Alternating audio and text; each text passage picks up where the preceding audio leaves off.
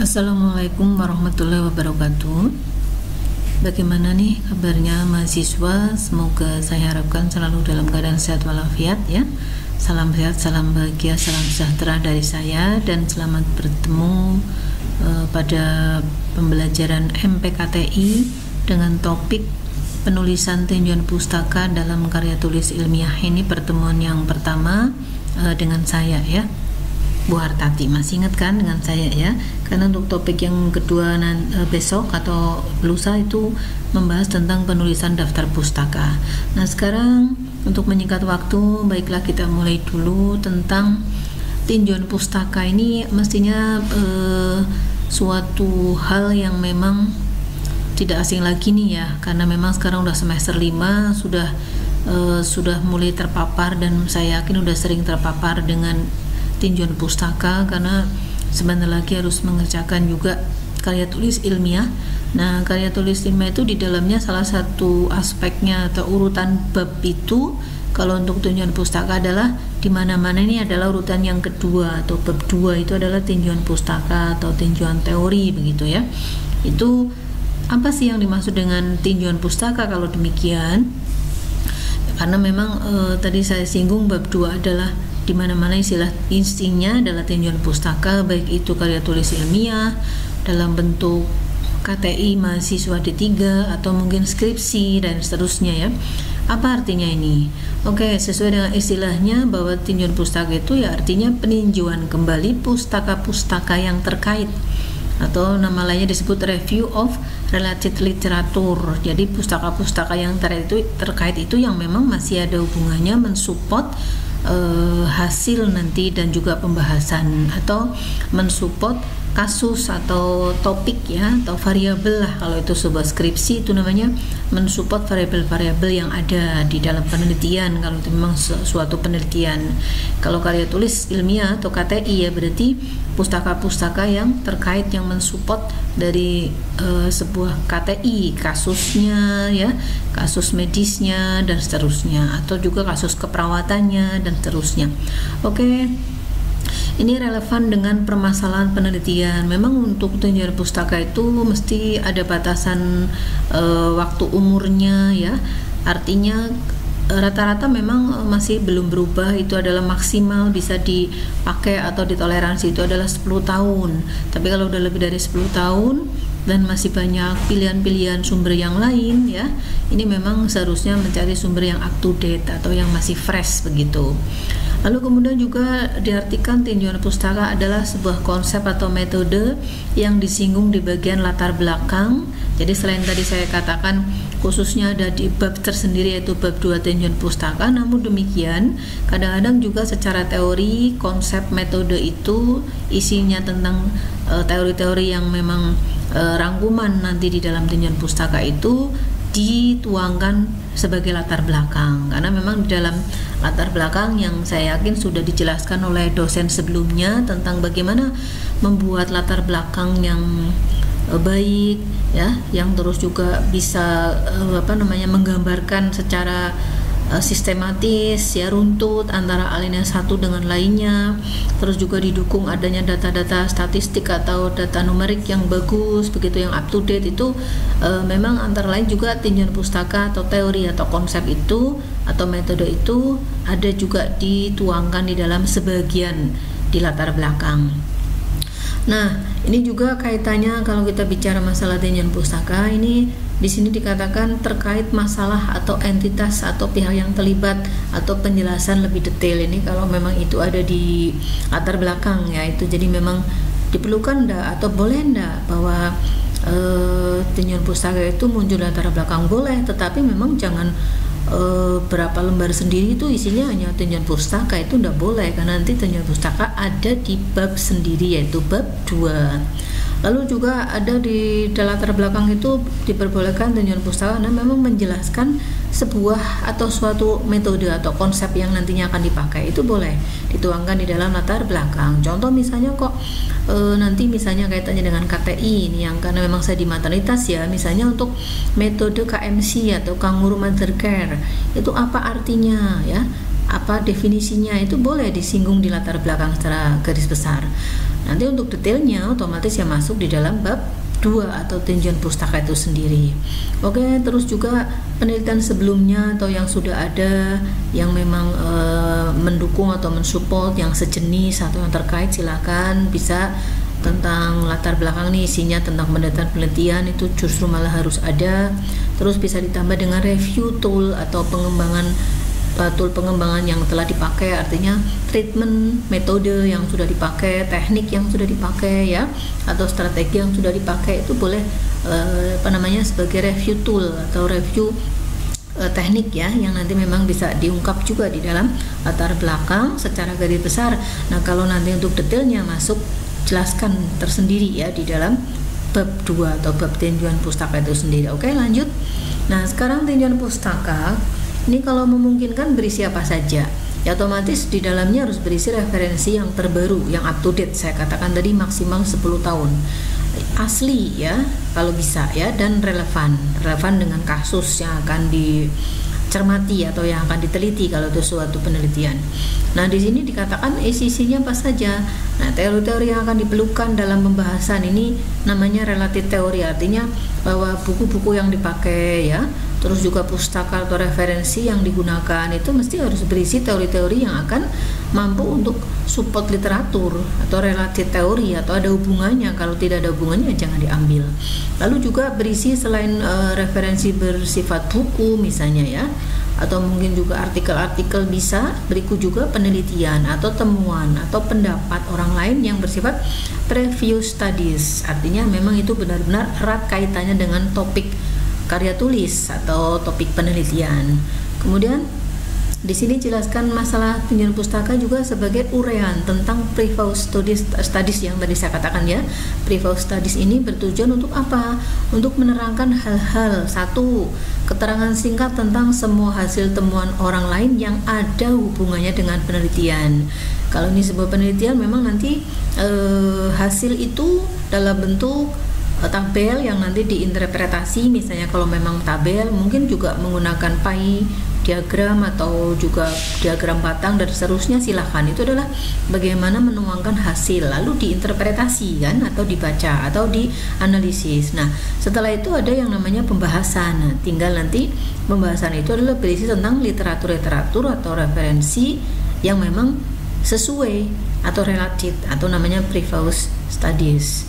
Nah, namun demikian kalau ada beberapa hasil yang misalnya penelitian ternyata hasil kita itu hasilnya tidak menjawab hipotesa atau tidak menjawab dugaan atau tidak signifikan atau tidak sesuai ya, nanti kita cari juga hasil temuan atau penelitian orang lain yang memang sesuai dengan hasil kita gitu ya. Dan itu adalah udah masuk dalam materi tentang pembahasan itu kalau seperti itu. Oke, kita lanjut. Bahwa previous studies itu juga bertujuan untuk menerangkan bagaimana temuan orang lain tersebut menjadi dasar bagi penyusunan permasalahan penelitian. Ini untuk lebih meyakinkan bahwa memang beberapa permasalahan itu muncul, sudah dilakukan penelitian dan sekarang dikembangkan lagi variabelnya kan masih bisa. Lalu juga menjelaskan atau memberikan keterangan yang dapat membuktikan bahwa penelitian itu bersifat original atau orisinil ya, bukan plagiat. Itu sangat penting, dan tidak menjiplak kayak orang lain, itu artinya tidak bersifat plagiat. Itu adalah tinjauan pustaka. Juga masih lanjutannya berikutnya ini dapat membuktikan bahwa permasalahan dalam penelitian ini belum dapat dijawab oleh penelitian yang terdahulu. Nah, ini bersifat inovasi atau memang menemukan metode, konsep baru dan seterusnya, atau mungkin bersifat pengembangan model dan seterusnya. Lalu keterangan yang dapat membuktikan bahwa penelitian ini mutakhir, nah state of the art ya, artinya memang mengikuti perkembangan zaman yang ada. Kalau itu sebuah prototipe yang ditemukan itu memang prototipe yang sekarang sedang dibutuhkan semua orang. Contoh di zaman pandemi ini, misalnya membuat masker ya, masker yang di atasnya N95 mungkin ada lagi dikeluarkan, atau mungkin face shield yang memang mutakhir dengan gaya yang simpel tapi fungsinya luar biasa misalnya ya, dan seterusnya. Karena memang para peneliti terdahulu adalah peneliti-peneliti yang paling terkini, tidak ada penelitian lainnya sudah peneliti itu tuh. Artinya memang kayak kasus pandemi sekarang ini atau COVID ini kan memang tidak bisa diprediksi sebelumnya ya. Oke, kemudian Masih mengenai tinjauan pustaka, menurut Castetter dan Heisler ini apa sih fungsinya? Ini sumber yang lain mengatakan bahwa tinjauan pustaka itu untuk mempelajari sejarah permasalahan penelitian sehingga dapat ditunjukkan bahwa permasalahan tersebut belum pernah diteliti ataupun memang apabila sudah pernah, teori yang ada belum mantap. Nah, ini bisa dilakukan beberapa penelitian ulang tetapi dengan setting tempat, lokasi, responden itu yang berbeda. Itu diperbolehkan. Atau kadang-kadang dimodifikasi variabelnya ya. Kemudian berfungsi juga untuk membantu pemilihan cara penelitian dengan belajar dari pengalaman penelitian sebelumnya. Cara artinya di sini bisa desain itu rancangan ya, bisa juga dengan metodenya, metode pemilihan samplingnya atau metode uji analisa datanya dan seterusnya ya, metode datanya dan seterusnya, uji statistiknya dan seterusnya. Ini adalah bisa dipakai. Lalu untuk memahami kerangka atau latar belakang teoritis dari permasalahan yang diteliti. Jadi hasil pemahaman tersebut dituliskan tersendiri sebagai landasan teori. Nah, ini ada beberapa, tinggal sistematika panduannya apakah memang harus ada landasan teori atau tidak. Yang lazim biasanya cukup hanya tinjauan pustaka. Nah, berikutnya lagi juga untuk berfungsi memahami kelebihan maupun kekurangan studi-studi terdahulu, karena memang tidak semua penelitian menghasilkan temuan yang mantap atau meyakinkan begitu ya. Artinya ya mantap dalam artian ini masih ada, bisa dikembangkan, masih ada dicari lagi variabel yang lain lagi dan seterusnya. Kemudian juga berikutnya untuk menghindarkan duplikasi yang tidak perlu, karena memang hasil fungsi ini biasanya di dalam skripsi itu ada mahasiswa atau peserta didik itu harus mencantumkan adanya keaslian penelitian, misalnya skripsi atau KTI ya, ini harus ada keaslian penelitian sehingga memang untuk menghindari plagiasi atau duplikasi. Kemudian yang berikutnya untuk memberi penalaran atau alasan atau reason ya, pemilihan permasalahan itu benar-benar memang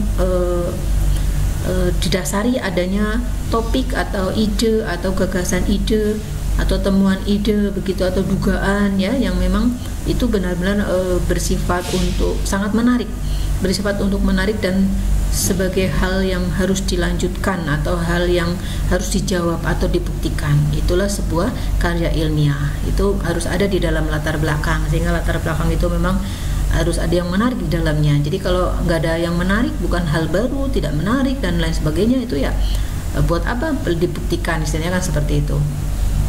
Oke, kemudian bagaimana cara metode tinjauan pustaka atau studi pustaka? Yang pertama itu sumber ide penelitian itu dapat berasal dari ya, ini artinya bahwa ide karya tulis ilmiah besok yang sebagai tugas akhir untuk mahasiswa di tingkat keperawatan itu bisa berasal dari mana ide-ide itu, sehingga nanti membantu mahasiswa untuk membuat tinjauan pustaka atau studi pustaka ya. Pertama dari jurnal-jurnal ilmiah yang terpublikasi baik secara nasional, terakreditasi ya, terus apalagi yang jurnal internasional, atau dari proceeding secara internasional maupun nasional, atau juga dari laporan penelitian atau hasil studi yang pernah ada ya. Terus juga jadi kejadian lapangan langsung melihat ya, ada beberapa kejadian yang sangat menarik sehingga munculan ide, maupun dari online atau internet. Oke. Yang kedua adalah cara pencariannya bagaimana kalau begitu. Kalau tadi kan yang pertama adalah tentang ide. Kalau yang kedua adalah cara pencarian pustaka bagaimana, ya seperti yang saudara sudah sering lakukan kalau membahas atau membuat makalah atau paper untuk tugas-tugas dosen atau mata kuliah, bahwa pencarian pustaka itu ya memang mencari sumber informasi itu bisa dari jurnal, proceeding dan seterusnya. Yang paling banyak searching di internet, menggoogling begitu, baru nanti kemungkinan datang berselancar ke perpustakaan. Jadi namanya berselancar itu bisa berselancar secara dunia maya maupun berselancar masuk ke dalam perpustakaan ya. Ini kalau perpustakaannya sudah menggunakan perpustakaan library learning ya, itu sudah menggunakan, tinggal masukkan aja kata kunci atau keywordsnya, nanti apa yang dicari, buku apa yang dicari, tentang artikel apa yang dicari itu akan muncul dengan sendirinya. Lalu pencarian yang kedua dengan mempelajari abstrak dari sumber informasi yang telah didapat, dan apabila isinya sesuai dengan apa yang dicari maka bisa dilanjut ke kesimpulan. Nah, bagaimana membuat abstrak, menulis abstrak, membuat resume atau rangkuman dalam abstrak yang memang maksimal 250 kata dan seterusnya, itu nanti akan dibahas oleh dosen yang lain ya tentang abstrak. Nah, yang bagian ketiga ini lanjutan dari tentang tinjauan pustaka. Apabila isi dari jurnal, prosiding dan lain-lain adalah sesuai dengan yang dicari, maka perlu dicatat. Nah, jangan lupa kalau sudah ketemu searching di internet maupun di perpustakaan nemu misalnya ya, atau di googling begitu nemu, jangan lupa langsung ditulis nama jurnalnya atau nama proceedingnya atau laporan penelitiannya. Jangan lupa, karena nanti kalau udah klik sumber yang lain atau pustaka yang lain nanti hilang, akhirnya ketimpa atau ketimbun ya.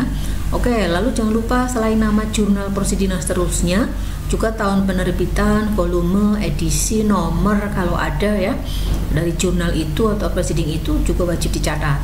Lalu nama paper makalahnya, judulnya, nama penulisnya, terus juga data-data lain yang diperlukan. Oke.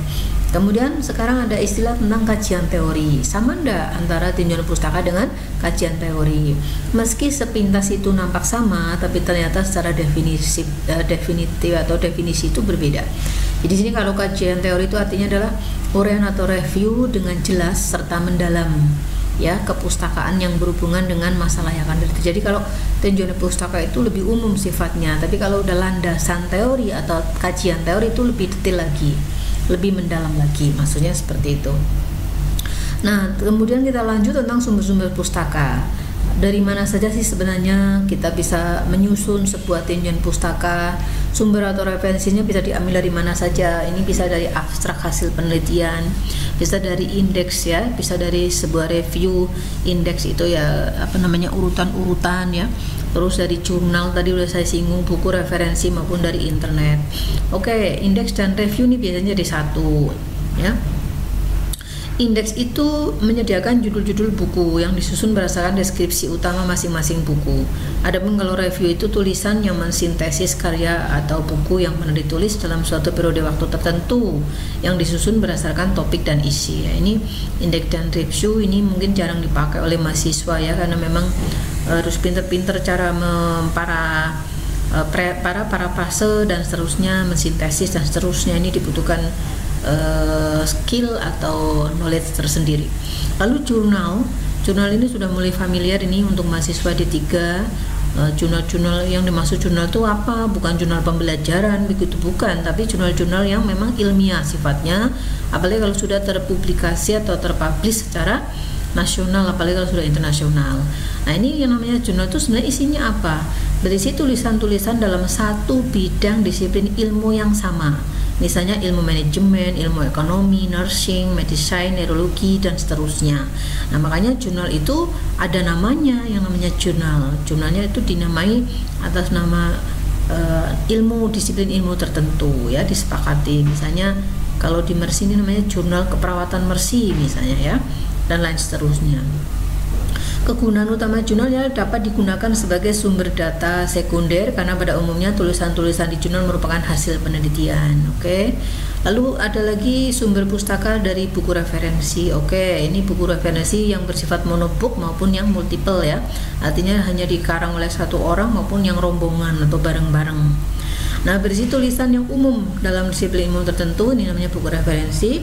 Dan juga buku referensi yang baik berisi tulisan dalam topik tertentu secara mendalam, disertai evidence base tentunya ya. Jadi lebih bagus lagi ada evidence base-nya.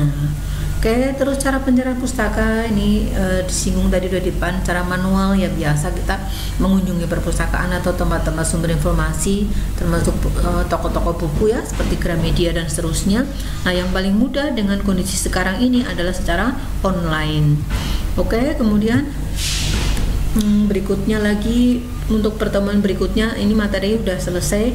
Berikutnya lagi adalah kita membahas penulisan daftar pustaka. Nah, untuk penulisan itu nanti minta untuk dicermati oleh mahasiswa, karena nanti digunakan betul pada saat atau dipraktekkan betul pada saat saudara menyelesaikan atau membuat karya tulis ilmiah gitu ya. Kalau tentang penulisan tinjauan pustaka yang barusan saya jelaskan, ini artinya hanya sekedar paparan bahwa tinjauan pustaka itu ya menyusun pustaka-pustaka begitu kan. Nah, tapi kalau nanti slide berikutnya atau pertemuan berikutnya adalah tentang bagaimana menulis atau menyusun daftar pustaka, itu benar-benar saudara harus praktek langsung.